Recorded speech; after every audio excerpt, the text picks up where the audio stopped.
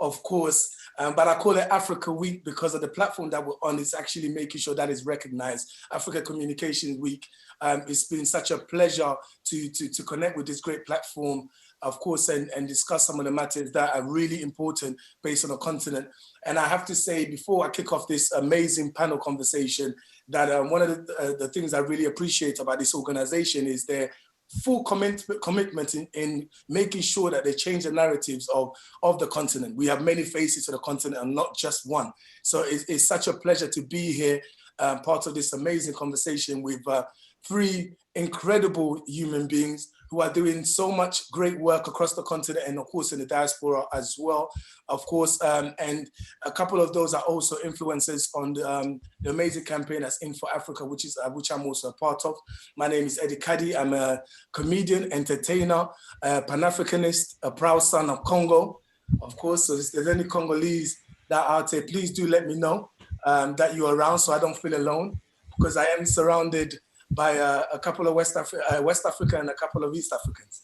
So before I begin, I just want to, some house rules. We do have the Q&A option here, of course. So if you have any questions, anything you would like to, of course, get answered, please put it through on the Q&A's section of the conversation, of course, and I'll try my best to make sure that these questions reach our amazing panelists as well. So let's get into it. We don't have too long.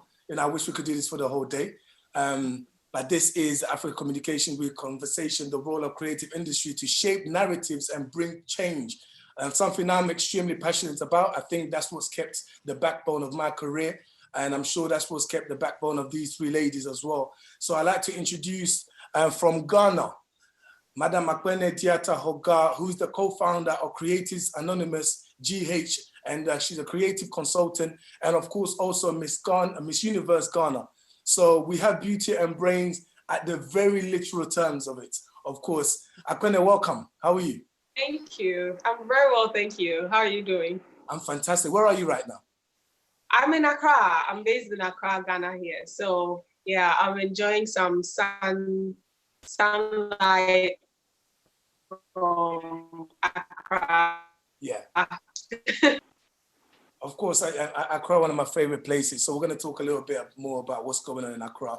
Next is a lady that I absolutely admire, a friend I've worked with over the years, just a workaholic. I never know how to introduce this lady because we'll have one conversation and we're talking about something completely different, and the next day she's moved on to something else. I cannot catch up, but we have found a good way to introduce her, to encapsulate everything that she is. She is Ugandan, based in SA, but currently stuck in Accra, which is ridiculous. A Pan-African broadcaster, media executive, and founder of She Speaks Africa. Kasumba, how are you? Hi, Eddie. Good day. Hey, how are you? How's everybody? Hi. Hello. Hey. How are you feeling? You good? I'm fantastic. I'm so glad that I'm in Ghana. I'm very happy to be here. I wouldn't pick anywhere else. So we're enjoying the sunshine. Everything is fantastic here. I don't blame you at all, to be honest with you. I do not blame you. And of course, so now we are going to the UK via Rwanda, via Kenya. So this is someone who I connected with not too long ago, actually, but was very taken by just her humility and her aggression to help the continent, particularly her homeland of Kenya, through her initiative and her talent, of course. She is the founder of Kaleidoscope Beauty. She's an entrepreneur. We're going to find a little bit more about how she's using her gift to fulfill her purpose for the motherland, of course. Let's welcome Umotoni Thuku-Benzinge. How are you? I am good, thank you. How are you? Feeling good. It's a good day. It is. And luckily, happy Africa Week. Yeah, same to you, same to everybody. Fantastic. So, guys, it's exciting. It's really exciting. Let's begin with this. A lady by the name of Hanifa Vwemba, a Congolese based in the United States, has shaped her own narrative, at the same time helping to shape the narrative of the continent by producing a virtual 3D catwalk on the internet, which was an amazing feat. of course, and something that I don't take lightly. That's gone right across the world. Everybody's talking about it. She used that as an opportunity to also actually shed light on the stories that's going on back home in Congo as well, which I thought was fantastic. What's your take on that, if you've come across it, and how important do you think those kind of moves and visibility of Africans actually doing work for the continent? How important is that, Lee? Very important. I was watching her, you know, the catwalk. I actually read a few articles as well. So I think her work is incredible, and she's only 29. She's about to turn 30. She's using her talents in a way that, you know, she's fulfilling her creative desires, as well as just showcasing the beauty of Africa, the needs of Africa. And I think it's good that she's just taking ownership of the narrative, which is what this is all about. So I absolutely admire all the work that she's doing and actually take a lot of inspiration from her.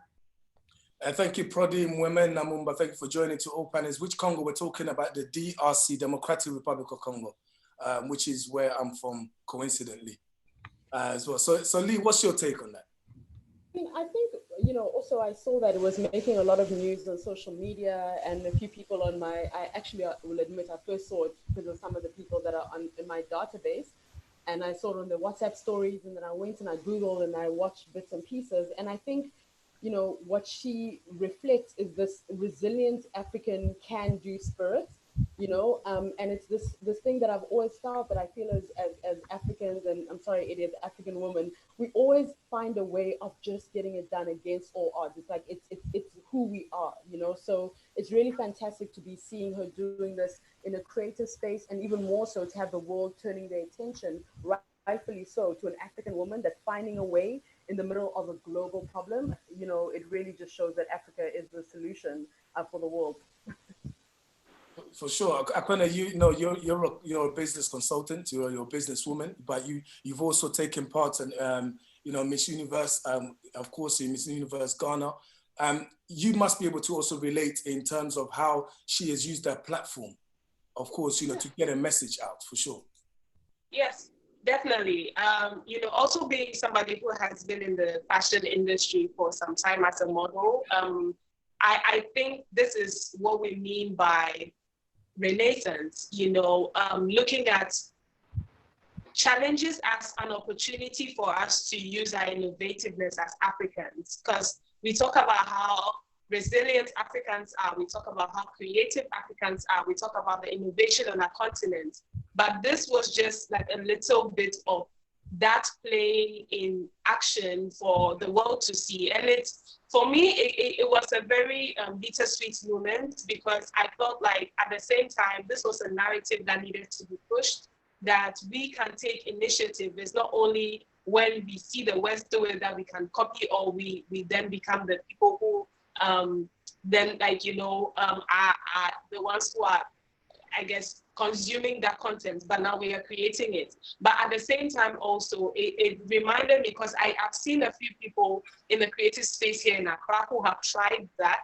And it just makes me really think about how or the force or the power of Western media on what we Africans would term important or not. Because I don't know whether if this was done, wasn't picked up by any Western media, it would have gone, you know, as global, and it would have been as important as we are taking it as Africans. So for me as well, it's just giving me, or it's just showed the gap that we have in our communication system, where we Africans need to take charge of the things that are happening on our African continent, and young Africans are doing, and taking charge and showing that to the world. Whether they decide to help on that wave, we are proud of it, you know. So for me, that was something that I had to really look at.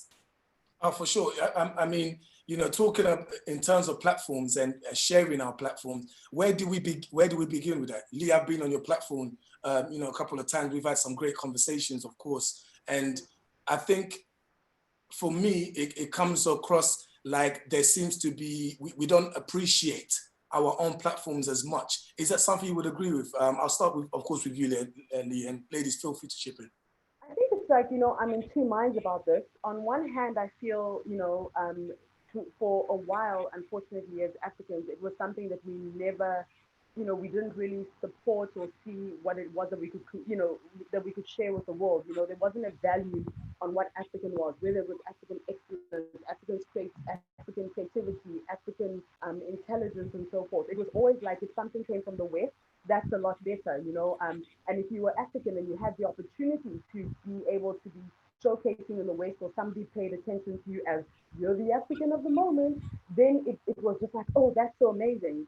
But now, and I don't know if it's because of social media and the fact that there is a bit more connectedness, that you're seeing this kind of like African cool, this kind of like swagger, like Africans have this like this finesse, that we know who we are, we know what we have to offer the rest of the world, and because we're seeing that globally, that everybody's almost in the same boat that we all are. We see that in general, there's leadership deficit. It's not just in Africa where people are going through these challenges. For example, America has been able to sell this American dream with the creative industry. And like if you go to Hollywood Boulevard at night, there are homeless people sleeping on the stars of the Star Wars. And so I think that what has happened is that we've not really had the opportunity to tell our story in our own terms. And part of the reason why it also always feels as though the West has to celebrate Africa first is because we don't actually have force that kind of will broadcast everywhere. We kind of like rely on different people to pick it up, and it's got so many dimensions. It's the language factor, it's connectivity, it's all of these things. It's movement. These things. So if you, for example, have a passport that allows you to travel around the continent, you get to experience more, right? Versus if you have an African passport, the chances of you getting to travel to that many countries, it's not the same thing. So there's so many dynamics, and I feel as though the creative space only really works it works within the framework of what's going on politically and socially. But with that said, I feel as though the creative industry in general has done a fantastic job at rebranding, or let me say, actually branding Africa the way that we are to the rest of the world. Oh, for sure. I totally agree. I like the fact you said, the creative space really does work when, in terms of what's going on politically as well, because someone said to me yesterday that, we should be like Corona. We should become a pandemic and really spread our information around the world, which it's a great thing. Umotoni, as you heard Lee talking about, the creative space and the creative narrative only works when, let's just say during this crisis that we can now really show our power. You're doing something back home as well. Tell us a little bit about that, but more importantly, why you think those roles as creatives really becomes more powerful when the whole world is watching, when there is a crisis, so it's really needed. Yeah, definitely. I mean, I think especially for the diaspora, I mean, as Lee mentioned, it's about being able to use our experiences, in Africa on the ground, but also just connecting it with all the experiences that we have in the West as well. And unfortunately, I think, it's to do, as Lee said as well, to do with what's happening politically. And I think sometimes a lot of leadership is male, so, and they have a focus on the things that are, it's just the politics. So creatives are kind of have been given, they're in the background, they're secondary to everything that's been put at the forefront. So with regards to the creative industries, I think the real beauty is that we are able to shape that narrative. We are able to say, now is our time, this is what I'm going to do. And also just following up on what both of the ladies have said, African women are very resilient. African people are very resilient. So even in the midst of a pandemic, with regards to, say, Hanifa, she had actually been, I think she was working on that collection prior to the pandemic. And one thing she really struggled with was when the pandemic happened, should she be putting forward a new collection? And that's something I had to ask myself as well. I didn't want to be too insensitive. You're like, oh, I have these things or something. There is a collection, there is interest, but how do you put that in a way that is, still a solution, which is, follows on from what we're doing as a brand. So Kaleidoscope Beauty is all about showcasing the beauty of Africa through contemporary handcrafted statement jewelry pieces. And throughout 2019, we had a lot of men reach out and say, we'd really love some of your jewelry, we want stuff for us. And it had been a very female-centric, focused brand up until then. But once the pandemic hit, that was when we were scheduled to release our rings. So we had the Umoja rings, and it really challenged me to think, okay, if we say philanthropy is at the heart of our mission, how in the middle of pandemic, this is a time to step up. This is a time to level up. This isn't a time to kind of go quiet and fall into the background. So it just really encouraged me to kind of communicate with our artisans, which are in a slum called Babandogo in Kenya, and just ask, what is the reality? Because this is affecting everyone, from the richest of the richest to, people with 9 to 5, especially people in the slums who already were very disadvantaged and disenfranchised. So what that encouraged me to do is just understand, what their struggle is. And so what we've done is 50% of the sales from our rings go towards providing a month's supply of food for families who, I think one example is a woman who's a mother of 3. She's disabled on her left arm and she's a street hawker. So when there are curfews, people are being encouraged to stay home. She can't sell her fruits and vegetables. She can't create a source of income for herself and her family. So it really does challenge us to think, okay, how are we going to step up? And how are we going to shape the narrative? How are we going to be solutionists ultimately? It's interesting what you said. In a weird way, it's definitely bittersweet, because as a creative, I just want to be creative. Yeah, and sometimes I don't want to be pointed to as, oh, that's the African creative, because he's done this, but also has included some African things in it. I just want to be creative. Like, should there be the rules, Akpene? Should there be rules to what we're doing? As Umotoni mentioned, Hanifa was actually feeling reluctant to release her pieces because she was thinking of now how to shape it to be relevant to the times now. Could we not just be timeless and really be free with our creativity without having it to be, oh, look at Africa? That's a very interesting question, because it brings me back to what our African context of like creativity is. I remember when I was growing up, I was taught that there are some songs or there are some pieces of art that were made by the traditional way of doing art, right? And usually these songs will not have names to believe that it is from God and it's a gift for everybody. So and that just brings me back to the power of creativity. Majority of the time, creatives really take their power lightly, because we are the communicators that like literally connect straight to somebody's feelings, and not a lot of people can do that. Even without words. I think that there shouldn't be any boundary, but at the same time, if you have as much power as you will as a creative, you need to understand that you have a responsibility. You have a responsibility to the people who are consumers of that information. You have a responsibility for the people who you are representing by creating that. You have a responsibility to yourself and to what you are creating for. We all have a reason why we create, right? And like although it can be creative, even if it's a business now, there's a reason or there's a main core behind it. So I think constantly it's not really about looking at, maybe I am limited by this or what. It's constantly reminding yourself what's the objective of what you're doing is, or the objective of your creativity, the purpose of your creativity, because then that makes it timeless. Because no matter what happens, so long as your purpose or your priority is something that at the end of the day doesn't only benefit you but benefits a larger group of people.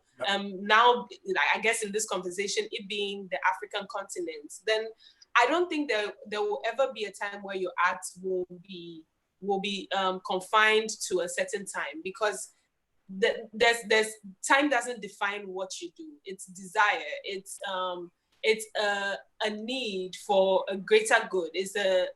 Basically it's like a dream. So I don't think that time, or the constraints, the physical constraints of this world will ever inhibit a work like that. And we've seen great African artists do that with their music, with their art.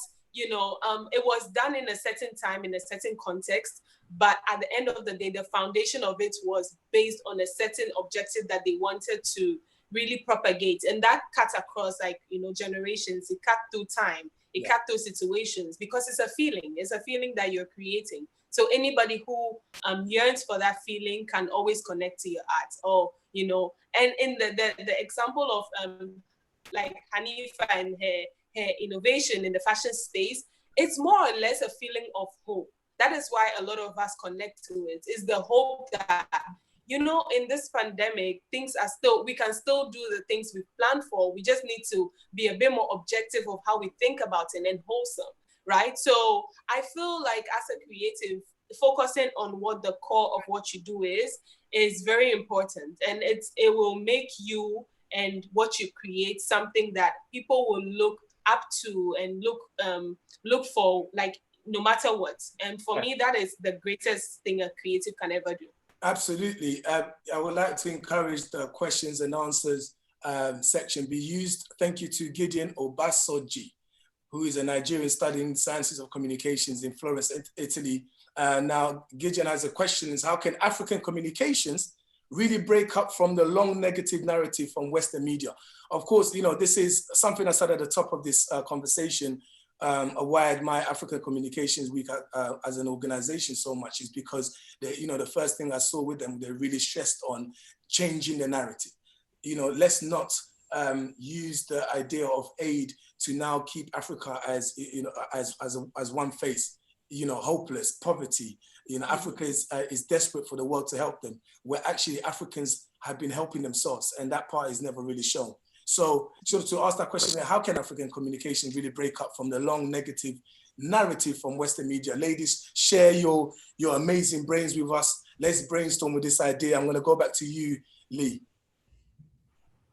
So I think, you know, I actually had a conversation around this before with some other people, and I kind of feel that, you know, when you think about communications in the media space within Africa, and, you know, we have a lot of people who have the capacity, should I say, from the continent to invest in this kind of space. So the same way that somebody would think that, okay, investing in whatever it may be, oil or education, all of these things, something that we need to invest in, that leaders in Africa need to invest in business people and so forth, is the creative sector and is the media space.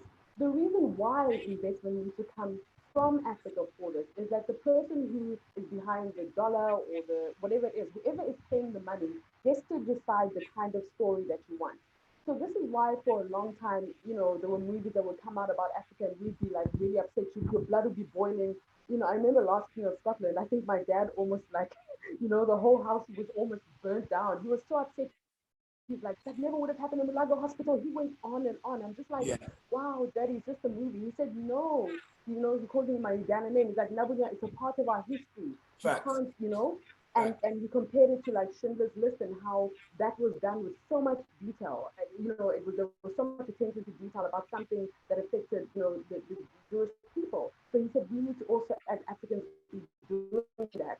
If we don't have people from Africa who have money, who are invested, if they don't see the media space as being important enough to invest in, then forever they're going to turn on what's going on in the West. Somebody's going to tell a story about Africa that doesn't have a context. Somebody's just going to kind of, you know, make the continent look like what, you know, any way that they want to look like.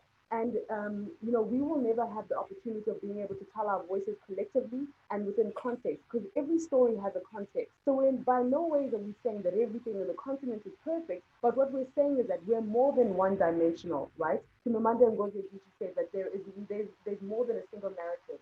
There will continue to be a single narrative, but every single time it comes to telling an African story or anything like that, every single time the funding, and this is not to say stop funding from international, just to put it that way, but you know, it's coming from somewhere else, because whoever's in charge of that kind of money is going to decide the ultimate edit, so to speak. So I think that, you know, we need to get to a place where organizations, governments, you know, policies, everything is put in place so that the creative industry, the media sector can thrive. It can be taught from a continental perspective, because it also has the ability to create jobs against all odds. Do you know what I mean? And it's more than anything, what people think about a place is how they will deal with the place.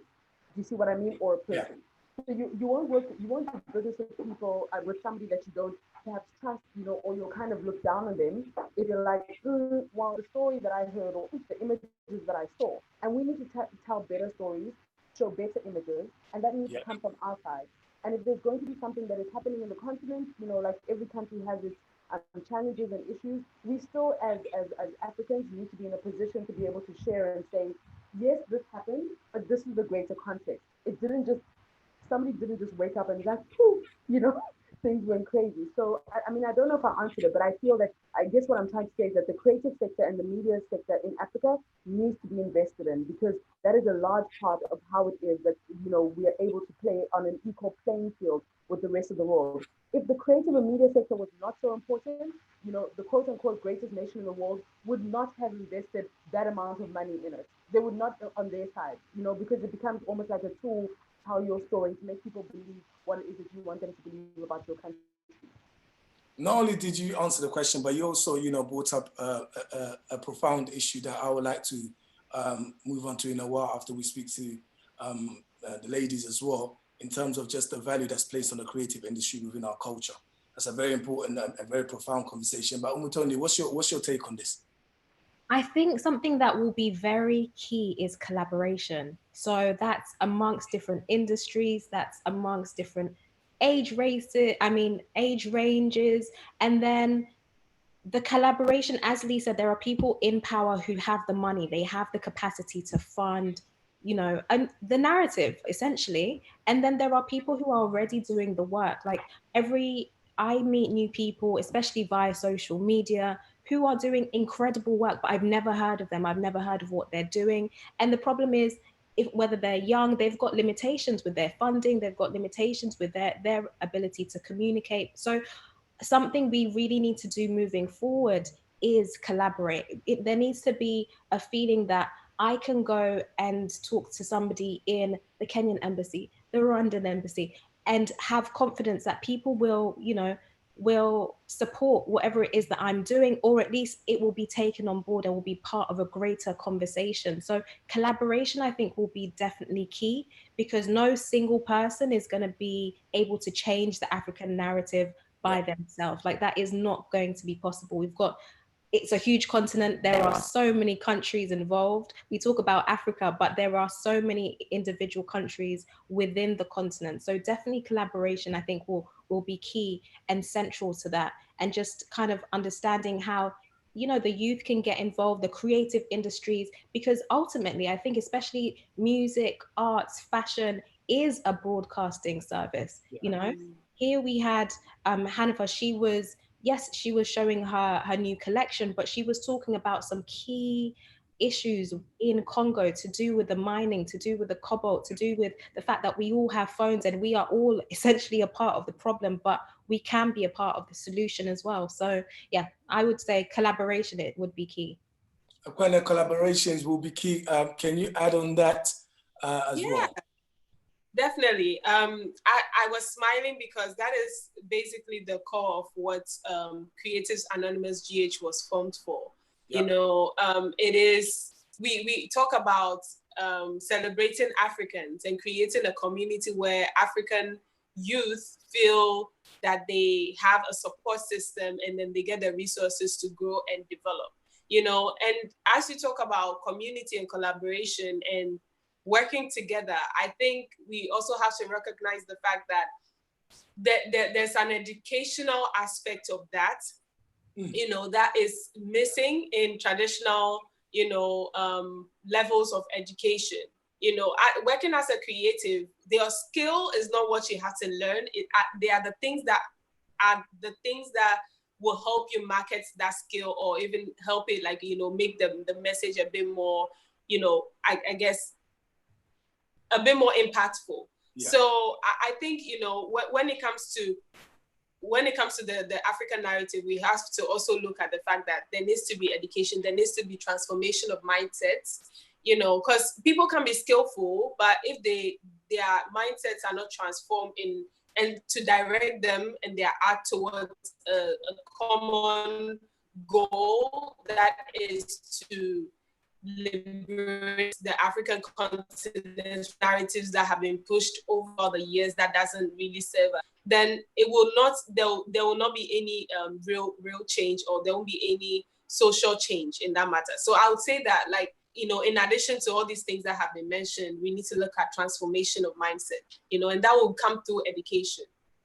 So I want to stick with you when it comes to what you know, of course, Umotoni was talking about collaboration, and now you mentioned transformational mindset, which goes perfectly into, you know, my next concern. So we're talking about the Western media's role in painting our narrative, but then Africa is a big place. A lot of people still today, believe it or not, still see Africa as one country. I see it as one people. But certainly, I also respect the fact that, you know, we may not be, I don't see those physical borders that they put, but I do see the cultural borders, you know, the dialects, the different dialects that we have, and just different visions, you know, our way of living. All those things play a big part, and some sides to the continent are oblivious to other people's ways of living. Do we not have a role internally first to really cement and understand each other before we even leave that that job for those outside? Yeah. I think that is, like I mentioned before, if we don't transform our mindsets, whatever we'll be creating will not really gear towards the agenda that we are hoping. And by this, like hoping, I'm talking about this conversation we are having. We're talking about the individual works that each of us are doing to propagate, you know, the changing of the African narrative. And I do believe that what the point you made hits the nail on its head, because at the end of the day, if we don't appreciate our own diversity, if we don't find the beauty in our own diversity and the need to respect each other when it comes to that diversity, I don't think that anybody else in this world is going to respect us. And it's something that we need to work on as Africans, and that's why I love this topic of the fact that the creative industry has a role. And if you are somebody with the mobile phone now, the digital economy now, you can take your phone and you can share your story as an African who lives in the diaspora, or as an African who lives in maybe a particular or even living in another country. These are things, I think this has really brought us really face to face with some of the things that we've been hiding in our own continent, some of the negativity we've been harboring against ourselves. And it's for us to see whether we're going to take this as a way to, you know what, face what we have to face, you know, all the prejudices that like we harbor amongst ourselves, and learn how to work around it. Because at the end of the day, you can't expect somebody to respect your brother if you don't respect your brother, you know, or you can't expect the person to respect you either. So at the end of the day, I think, this is something that we need to work on. It's something that has come up a few times, especially in 2019. You know, there were a few instances where we were, as Africans, we were faced with the fact that we Africans sometimes are very disrespectful to one another. So I think, you know, that's something we need to work on. A total mindset change is something that I believe, like personally, that's like the personal agenda of mine that I think that we need, apart from the other things we need to set in place in terms of structure, in terms of policies. I think individually, we, the people who have been blessed or privileged enough to see beyond where we are and what we can achieve, it is our responsibility to bring everybody along so that they can see that one vision that we are all trying to get to. And that's the only way that we can all work and then get to our vision. So Lee, how does an Angolan brother understand the Ugandan sister a lot more? Wow, that's a tough one. I think it's, you know, when it comes to understanding, I always feel as though, specifically when I even travel around and I go to different parts of the continent, that perhaps I don't speak the same language or that sort of thing. It's just about really being open to understand somebody from their perspective, you know, and somebody was actually talking to me about this whole idea of African etiquette, and we all know what it is. You know, when you go somewhere, you know, there's something that you just do to make sure that you're kind of brought into the circle, to make sure that, you know, people feel comfortable. And one of the beautiful things that I feel is that although the continent is so diverse and there's so many languages and dialects and all of this stuff, which I think is what makes us fantastic, although we have all of that, we still have this like of African etiquette. And if you, the way that you approach people in a particular situation will often determine how they're going to receive you. And once you have that kind of like etiquette and respect as an African, and you go to different places, people are more willing to teach you things. They'll be like, come and taste the food here, come and do this, I'll take you here, come to my grandmother's. Like, that's who we are, you know, as Africans. So I think that, you know, that kind of plays a huge role. I think it's this whole idea of, in terms of understanding one another, it's this kind of like open respect. Like, I want to understand you. I'm not trying to judge you. I'm not assuming we're all the same, but I know that the underlying thing, like what you said, Eddie, about us being one people, is that in essence we are one people. And so there is a way that we find a way of communicating. We find a way of understanding each other. And it's just this openness. No rules, no kind of preconceived ideas, no, oh, your country should be like mine, or this should be like that, or, you know, none of that. Just go in with an open heart. When you meet somebody from another part of the continent, don't try and say this is like, just be open-hearted, and that's when understanding comes through. And that's kind of how I live my life. When I travel, you know, the continent, when I have to work in the continent, I never go in thinking I know everything. I always go in with the notion of like, what am I going to learn, and really having a level of like trying to know what is the best way that I can win people over. Thank you. Thank you to Matt Saisi for your question, which will lead on to our next subject perfectly, actually. But I want to, you know, get Umotoni's angle, and do consider the fact that we're, you know, when we're talking about creativity and the creative industries, different countries do set value to them in different ways. Some people don't, you know, some cultures just don't value, they don't see the point in the creative industry. Some actual cultures see that, depending on what type of creativity you're in, as complete failure. Like, you know, it's a crazy thing, but these are real conversations. You live in the diaspora, you're in the UK. Of course, you've seen how they deal with the creative industry, as opposed to maybe when you go back home as well. Do you see a major difference, first of all? And I wanted to kind of just elaborate on that. Yeah, I mean, what's interesting is I'm actually in the process. Kaleidoscope Beauty has kind of been my side hustle for the past year and a half, and I'm now transitioned to pursuing it full time. Yeah. So my background degree was in economics, and now even for me, it required a shift, you know, because you think maths, economics, you know, you're going to go for those big corporations, and actually I had to come to the realization that no, that there's another way of going about doing things. There's other talents that I have that I should be able to pursue wholeheartedly. Luckily, I have, you know, a family that are very supportive of me. My mom and sister have never kind of said, no, go back to the 9 to 5 or go back to the numbers. So they've really encouraged me. So in terms of the difference of how it's perceived on both sides of the globe, I would say there is a difference. I would say there is definitely a difference. And one thing that really stood out for me is I was also involved in something called Miss Scuba Kenya, which was a pageant to do with marine conservation a few years ago. And although I was representing Kenya, it took a while for us to kind of engage some of the like Kenyan officials here in the UK, just because they didn't quite see it as something that was too serious. They're like, oh, you know, you're half naked, or you're just swimming. Who cares about swimming? Again, can't you people do maths? Yes. Exactly.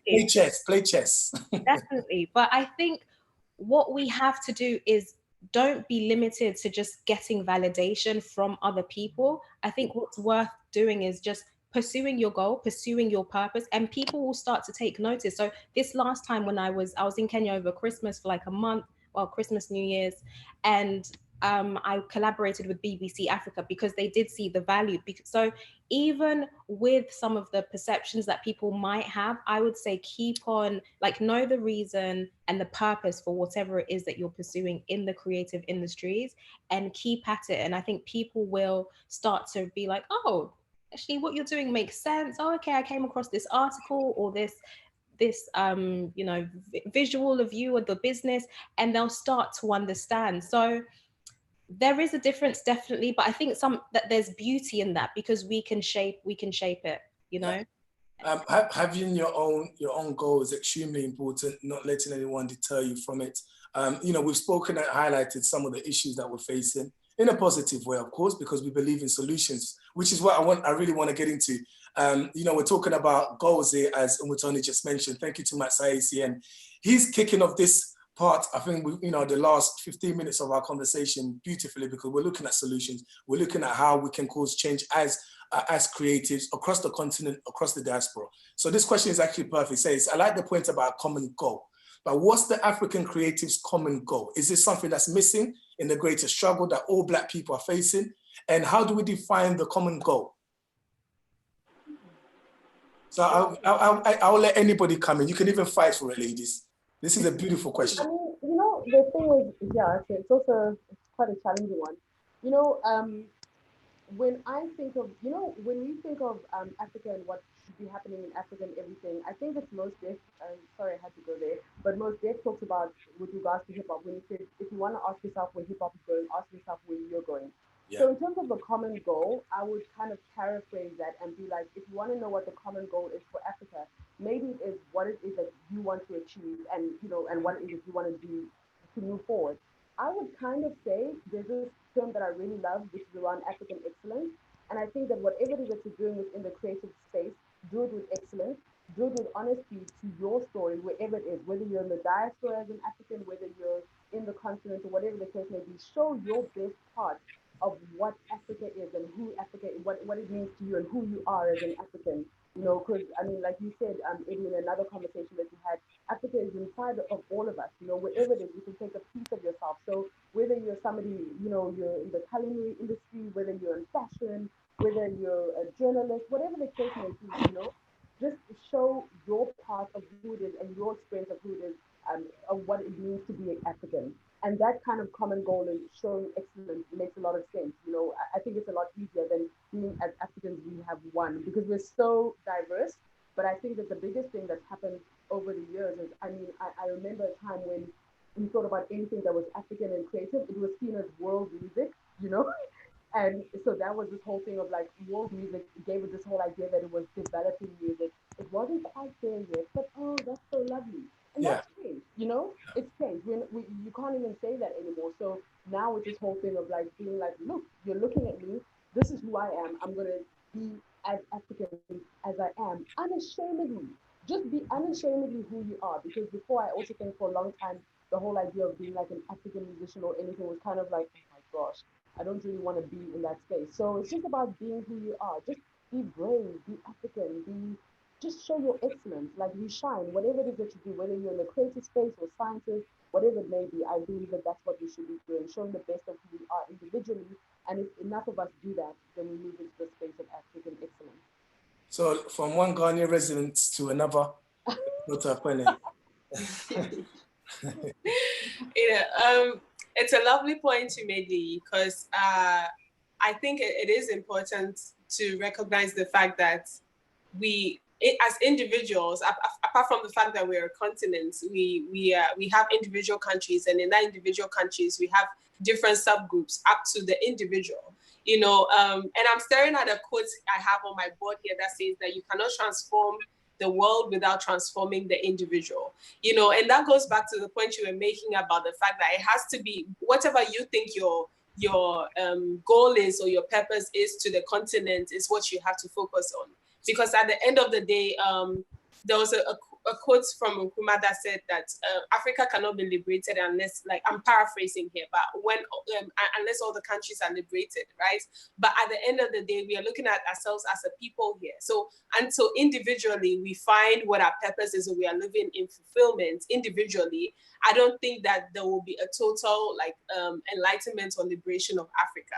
So we need to get it back to the basis, back to the most minute cell or the unit, which is the individual. So at the end of the day, it's back to you as a person and what makes you happy. Because at the end of the day, if you find that which makes you happy, at the end of the day, imagine if every individual found what made them their light, their heart spark. Then at the end of the day, that's the whole community. At the end of the day, that's the whole country, and then that's the whole continent.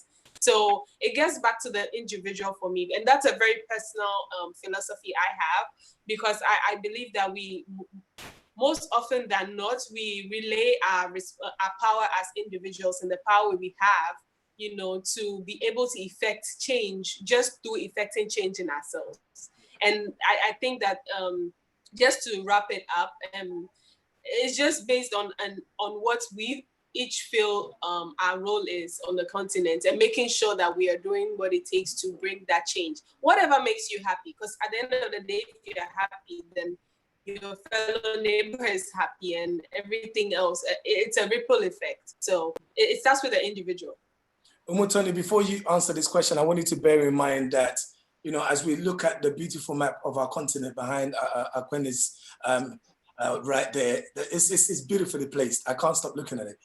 Let's also bear in mind that it goes beyond that map. Yeah, when we're talking about Africans, we're all over the world. And when we're talking about, you know, Africans who were never born, were not born in Africa, their grandparents or great-grandparents were not born in Africa, we start to discuss the, you know, the conversational perception versus reality. This goes back down to narratives once again. So when we discuss common goal, how do we get a common goal when we have different experiences?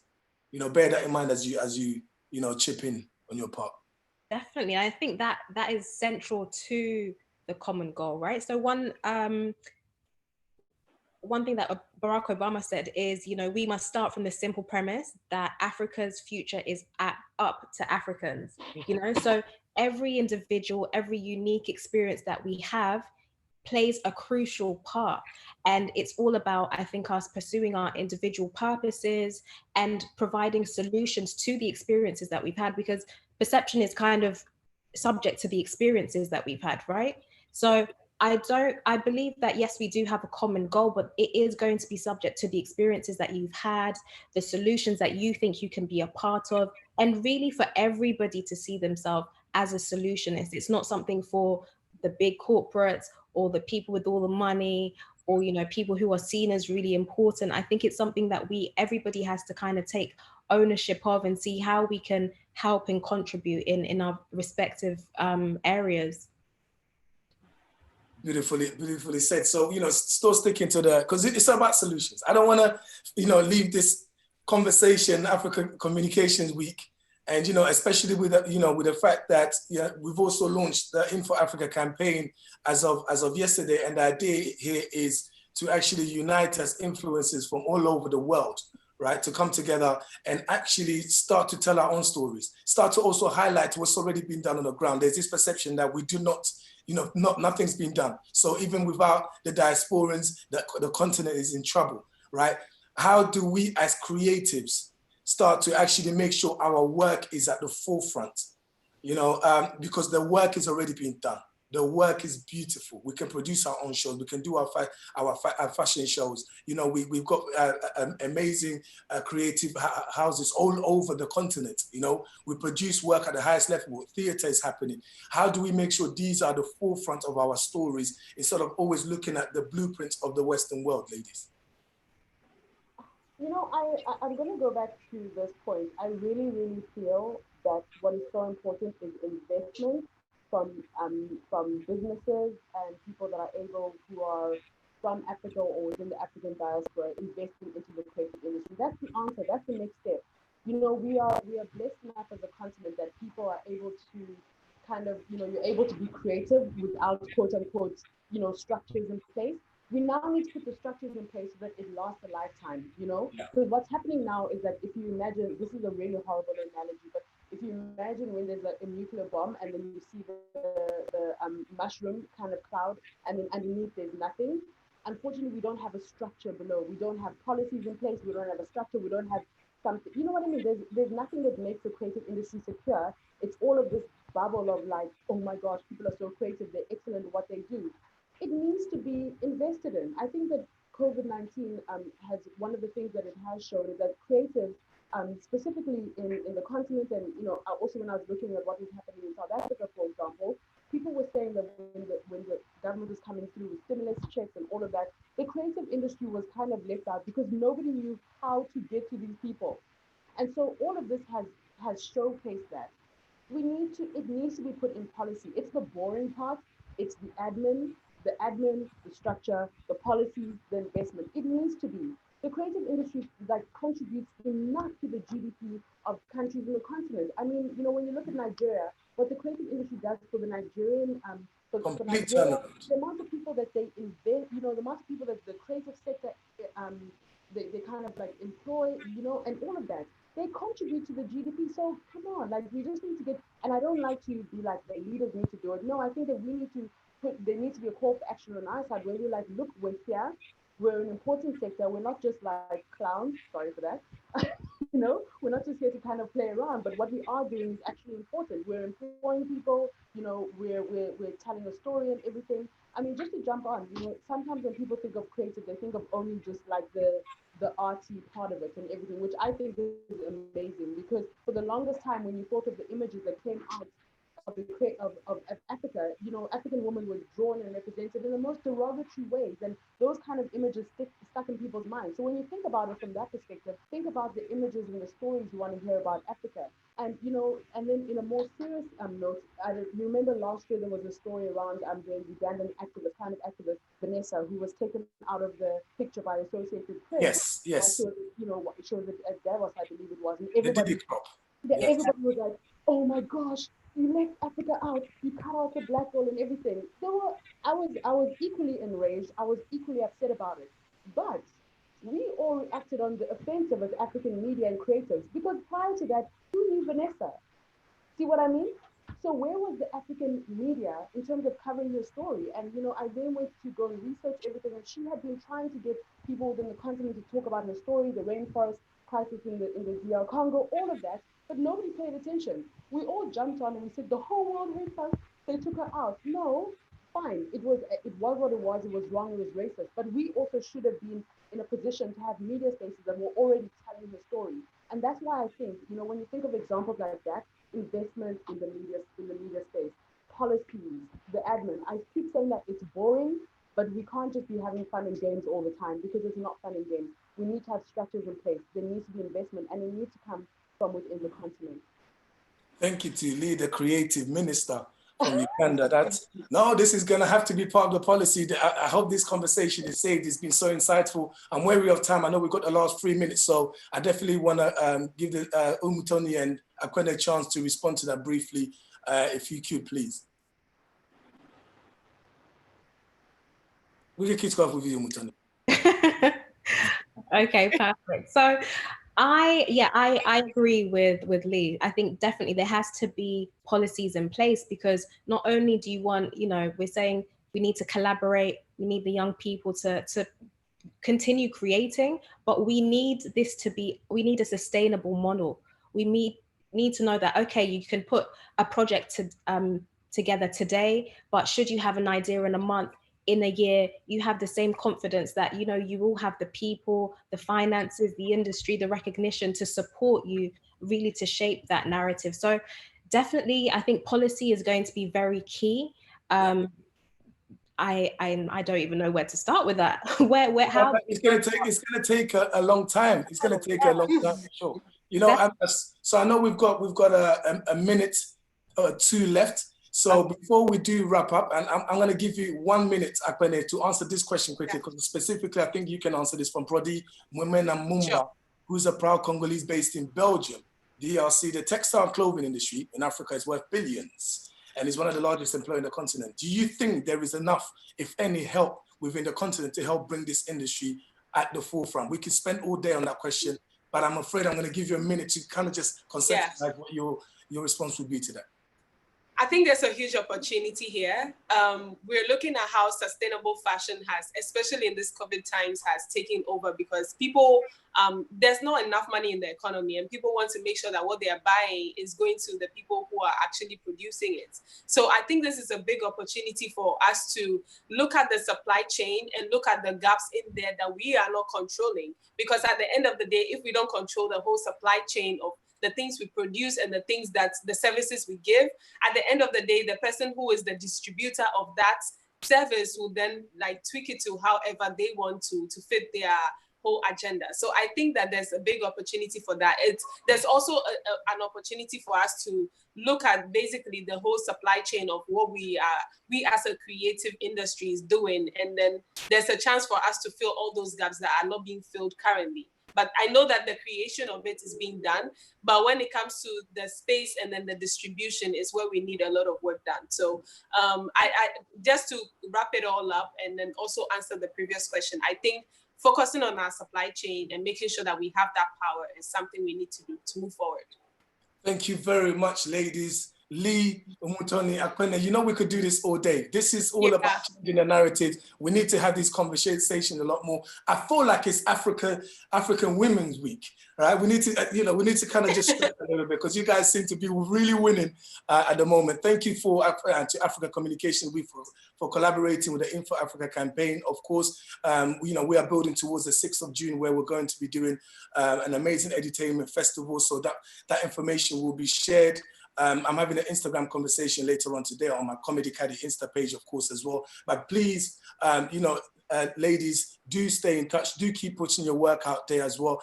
Once again, a massive thank you to Africa Communication for changing the narrative, because these are the conversations that we need to have moving forward. These are the solutions for sure. Thank you guys for joining us. We hope you enjoy the rest of the week with all the amazing panelists that are coming along. My name is Eddie Kadi. I'm a son of Congo. God bless you guys. Take care, wherever you are. Bye-bye. Bye. Bye. Woo!